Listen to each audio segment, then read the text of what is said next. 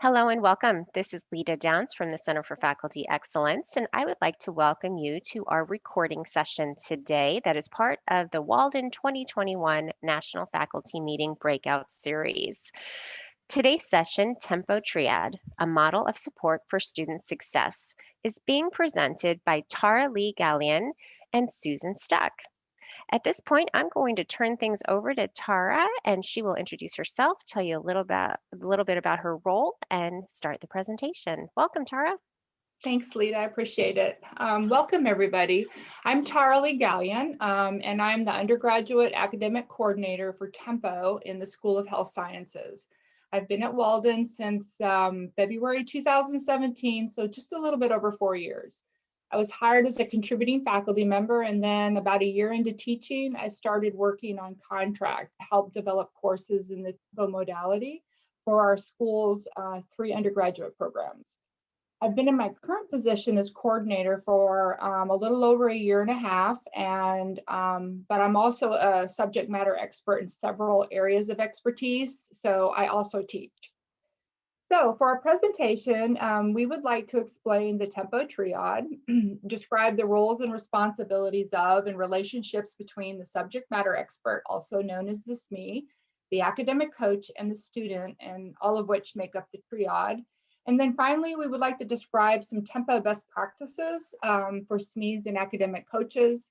This last learning objective could easily be another presentation or a series of presentations. So we plan on just touching on a few best practices.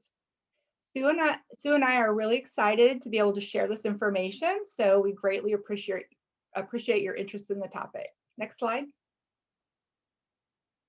So what is the Tempo Triad? As you can see from the diagram, the triad consists of the student, the academic coach, and the SME. And at the heart of the triad is high quality of learning and student success.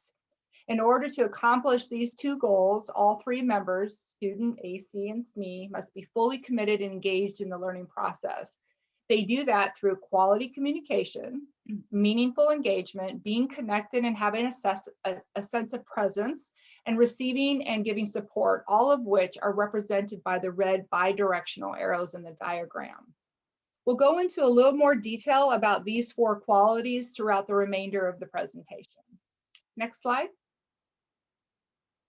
In this next section, we will discuss the roles and responsibilities of the SME, the academic coach, and the student. Next slide.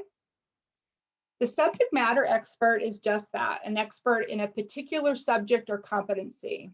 They use a student-centered approach, and with this approach, learning is personalized, competency-based, student-owned, and occurs anytime and anywhere.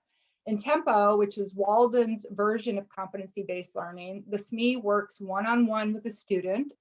They share their expert knowledge and professional experiences to help a student understand a particular area of expertise, which is equivalent to a course, and then all the competencies that make up that course. So some courses might have 4 competencies, or it could have up to 7 competencies. SMEs facilitate student learning by demonstrating cultural competency when they engage students in the discussion area of the learning platform, which is called Brightspace, and when they provide feedback in the competency assessment. We'll dive a little deeper into engagement and feedback when we discuss best practices. SMEs also provide students with support for the professional skills that are outlined in a particular competency rubric, such as writing skills, technology skills, use of APA style, and critical thinking. As you will hear from Sue, SMEs work closely with the academic coach to provide this type of support. And finally, SMEs are responsible for making sure that competency content is up to date and that links to the learning resources work. We ask SMEs to do this so our students aren't finding or inquiring about issues related to access or currency of content. In our programs with the School of Health Sciences undergraduate program, we ask our faculty to check the learning resources in at least 1 competency at the beginning of each month. I'm going to turn it over to Sue now. Hi, I am Sue Stuck, and I'm an academic coach that I support the undergraduate health program as well as the MHA program in Tempo. And I have a few early childhood students that are finishing out their program also.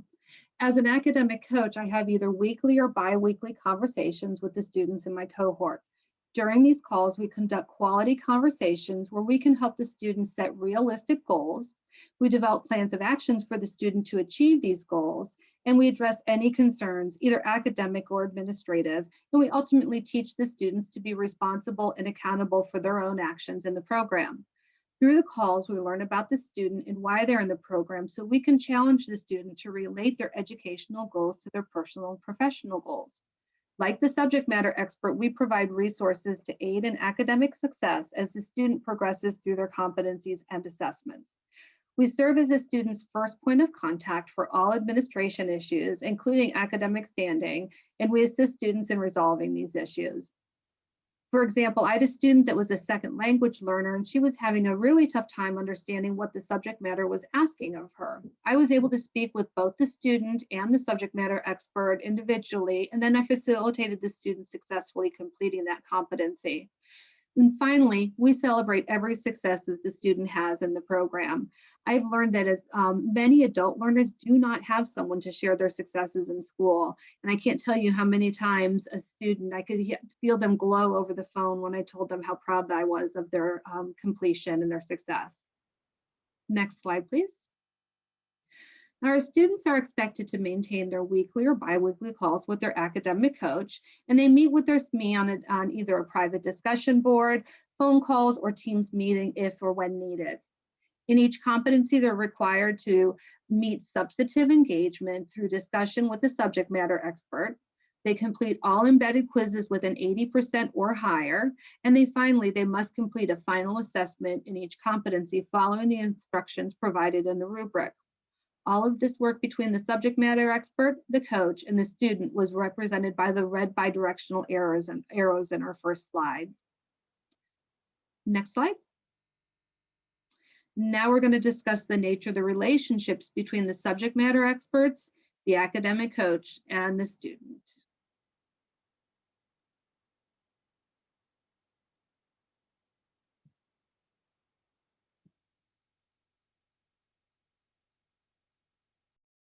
And Tara, you are on mute, and I know what you're saying is so important, but we can't hear you. Sorry about that. Thank you, Sue. Thank you, Lita. All right, so the student and SME relationship is very important. As I mentioned earlier, Tempo uses a one-on-one learning design, so the SME and student must work closely together in order for the student to achieve or master the competency assessment. For this to happen, the relationship needs to be built on good communication, which is communication that is timely, professional, culturally appropriate, and consistent. The relationship needs to be built on trust. The student needs to trust that the faculty member is there to help them obtain knowledge and build skills in a safe and positive way. And SMEs need to know that the student is being honest by doing their own work and being committed to their academic progress and success. And of course, there must be mutual respect in order for the other two to exist. I'm going to turn it over to Sue again. So there we go. So the academic coach and student relationship. The academic coach and the student work together to set and achieve those realistic short and long-term goals to progress through the program in a timely manner. Tempo is a subscription-based program where students pay for a 3-month chunk of time. And during each subscription period, there is no limit to the number of competencies, therefore the number of credits that a student can complete. Therefore, we like to say in Tempo, time is money. It is my job to work with the student to make sure that they're not only progressing in their knowledge, but that they're also moving in their program efficiently. For this to happen, our relationship must be based on authentic conversations, transparency, and mutual respect. Next slide, please.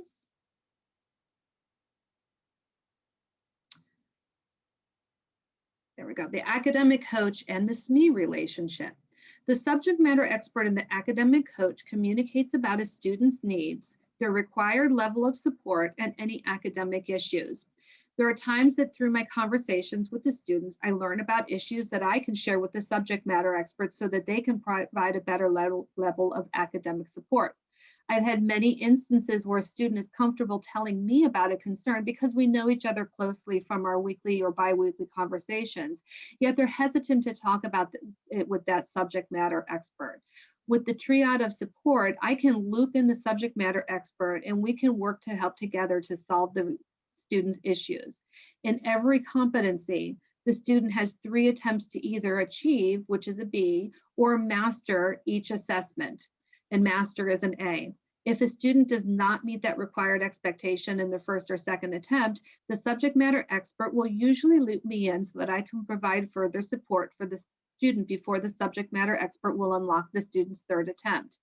If this attempt does not meet expectations, I work with the student on the petition process to request a 4th attempt, and this is also their final attempt. I have to talk with them and have the conversation that if they do not achieve or master this 4th attempt, then they're withdrawn from the Tempo modality and they can go to course-based.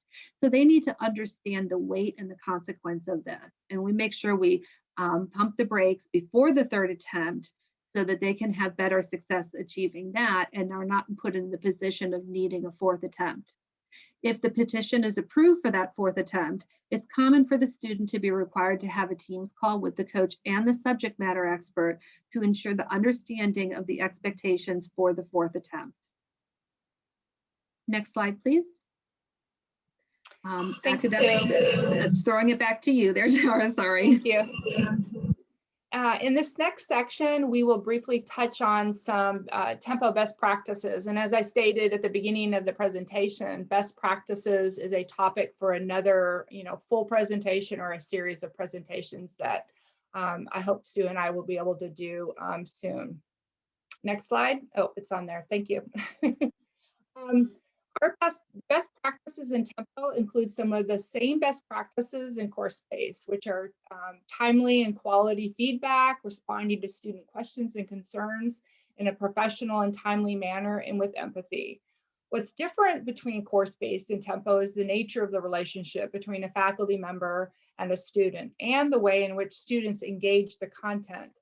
As I mentioned earlier, Tempo is built on student-centered learning principles, which again include personalized learning, competency-based learning, student-owned learning, and anytime, anywhere learning.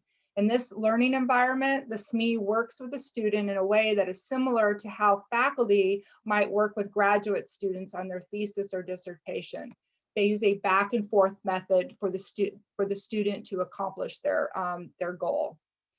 In Tempo, the student has 3 opportunities, as Sue had mentioned earlier, to achieve or master a competency. Some students who enroll in Tempo, bring prior knowledge and skills that they can apply to achieving the competency. So they may pass the competency in their first attempt, but for others, the SME will need to provide detailed quality feedback in each attempt to guide the student to a successful outcome. It is through this process that quality learning takes place. In course-based, students don't work as closely with faculty on assessments or assignments because they could be, there could be up to 30 students in a course and there are assignment deadlines which don't exist in Tempo. Also, in course-based, students may provide and receive support from each other, which is not how Tempo is designed. In Tempo, support comes from the SME and the academic coach, which is represented by the Triad model. Besides the assessment, the SME and student interact in the discussion area. It's called the Connect with My Faculty SME area. The type and amount of interaction that occurs in this area should engage and motivate students. The requirement or KPI is that a SME post a welcome and engagement prompt in the discussion area when a student first enters a competency. How that is done really does vary. As academic coordinator, I'm able to observe how SMEs meet this requirement. And so I use what I observe as an opportunity to provide training to help faculty improve their quality of interaction with a student. A couple of best practices for helping students meet engagement is to first get to know the student in the first competency they enter by asking them questions such as, where they live, what they do for fun, their career goals, and maybe something about pets or family members.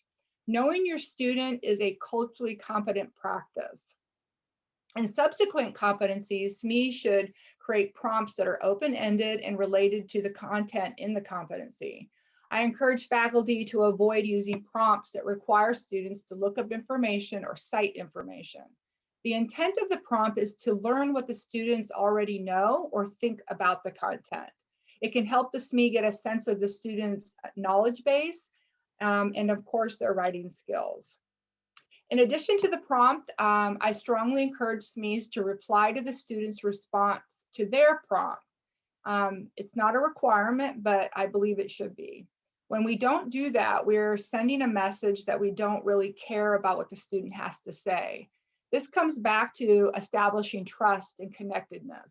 Being present is an important element of online teaching and learning and is critical in the Tempo modality, where the opportunities to engage with students is limited. So I'm going to end with that and I'll turn it over to Sue. Thank you. Academic coach best practices. An academic coach conducts weekly or bi-weekly progress calls to develop a personal, collaborative relationship with the student. These calls are scheduled for and often take a full 30-minute appointment. We provide support to help students relate academic and educational goals to their personal and professional goals. Ultimately, we teach the student to be responsible and accountable for his or her actions or inactions and decisions. As we know, our students are adult learners that come from diverse backgrounds and with various skill set when they come to us. In an online self-paced program, there is potential for students to get lost and waste time and money. It is our job to meet the student where they are and help them to get where they would like to be. I like to say we give them roots to give them wings. Many students need minimal support and they're able to make great progress. However, we do have students that come into the program with minimal computer or APA or college experience. I even had one student that had absolutely no experience with either and had to earn her degree to keep her job. On our first phone call, she told me, I don't have any college experience. I don't have any computer experience. I don't want to get my degree, but I have to keep my job and I hate computers. So it took a lot of extra time at the beginning, walking her through the simple things of even how to create and upload Word documents and PowerPoint presentations. Didn't even know that she did not know how to copy and paste on a computer. So there was a big learning curve there. But once she gained confidence, she soared.